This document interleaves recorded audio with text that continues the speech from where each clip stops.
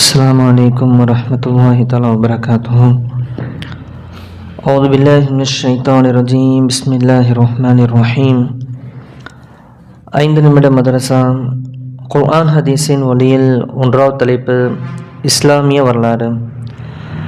அப்துல்லாஹ் இப்னு Umar ரலியல்லாஹு என்ற ஒரு அழகிய சஹாபியின் வரலாற்றை என்று பார்ப்போம்.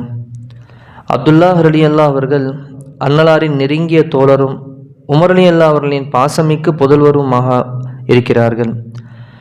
இவரின் இறையச்சம் பற்றி நபிகளாரே நற்சான்று பகர்ந்துள்ளார்கள். அப்துல்லாஹ் மிக சிறந்த மனிதர். அவர் தஹஜ்ஜத்தும் தொழுதால் எவ்வளவு நன்றாக இருக்கும் என அன்னலார் ஒரு முறை கூறியதும், அன்றிலிருந்து அதிகம் தூங்குவதை தவிர்த்து இரவின் பெரும்பகுதியை தொழுவதிலேயே கழித்தார்கள்.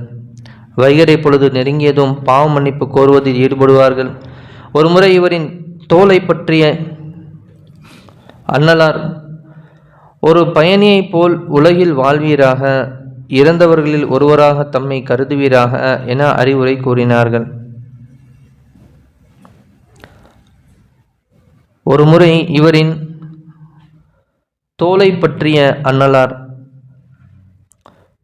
அவங்க தோல் மேலே கை வச்சுட்டு சொல்கிறாங்க, நபிசாசலாம், உலகத்தில் ஒரு பயணியை போல வாழ்வீராக, இறந்தவர்களில் ஒருவராக தம்மை நீங்கள் கருத வேண்டும் என அறிவுரை கூறினார்கள்.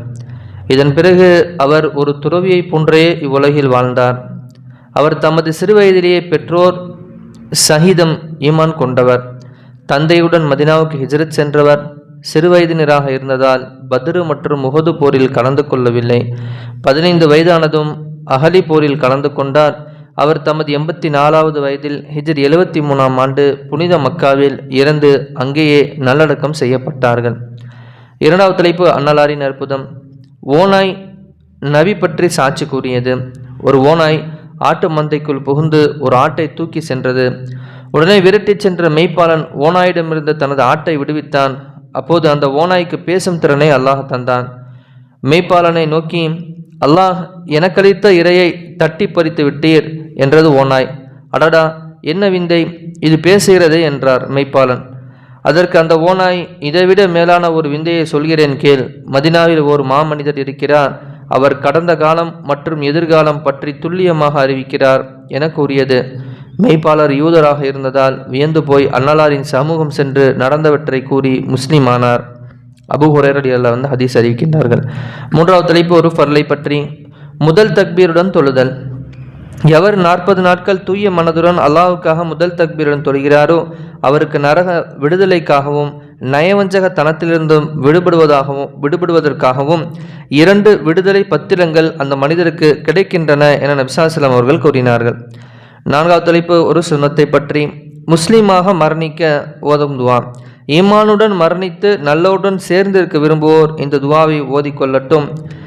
ஃபாத்திர ஸமாவாத்தி வல் அர்தி அந்த வலியி ஃபித் துன்யா வல் ஆஹிரதி தவஃபனி முஸ்லிமன் வ அல்ஹிக்னி பிஸ்ஸாலிஹீன்.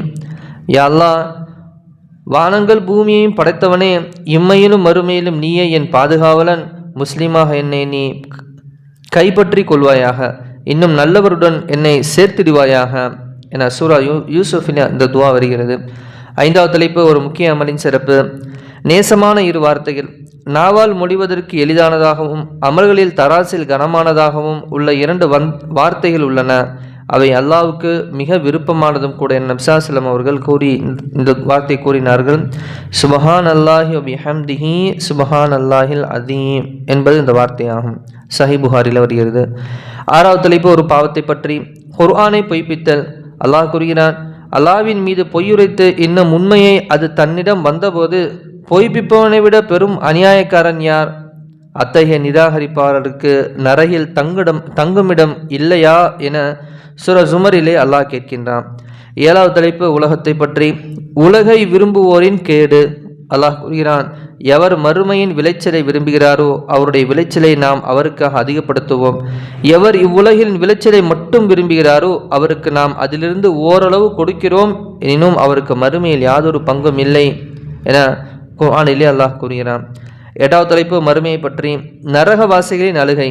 நரகவாசிகளுக்கு அழுவதை ஒரு தண்டனையாக சாட்டப்படும். நரகவாசிகளுக்கு அழுவதை ஒரு தண்டனையாக சாட்டப்படும். அவர்கள் அழுது அழுது கண்ணீர் வற்றிவிடும். அதன் பின்னர் இரத்தம் கண்ணீராக வடியும். அது வடிந்து கன்னம் பெரிய ஓடை அளவுக்கு விரிந்து கொள்ளும். அதில் ஒரு தோணியை விட்டாலும் அதுவும் ஓடும் என நபி ஸல்லல்லாஹு அலைஹி வஸல்லம் அவர்கள் கூறினார்கள்.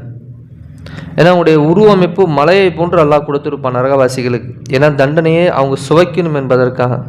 அப்போ இந்த விஷயங்கள் எல்லாம் நிச்சயமாக நடக்கக்கூடியதுதான். 9வது தலைப்பு நபி வழி மருத்துவம். பூண்டின் பலன்கள். என்னிடம் வானவர்கள் வராதிருந்தால் நான் பூண்டை அவசியம் சாப்பிடுவேன் என நபி ஸல்லல்லாஹு அலைஹி வஸல்லம் அவர்கள் கூறினார்கள். கருத்துரை: பூண்டில் ஏராளமாக பலன்கள் இருப்பதை நபி ஸல்லல்லாஹு அலைஹி வஸல்லம் அவர்களின் மேற்படி கூற்று தெளிவாக்குகிறது.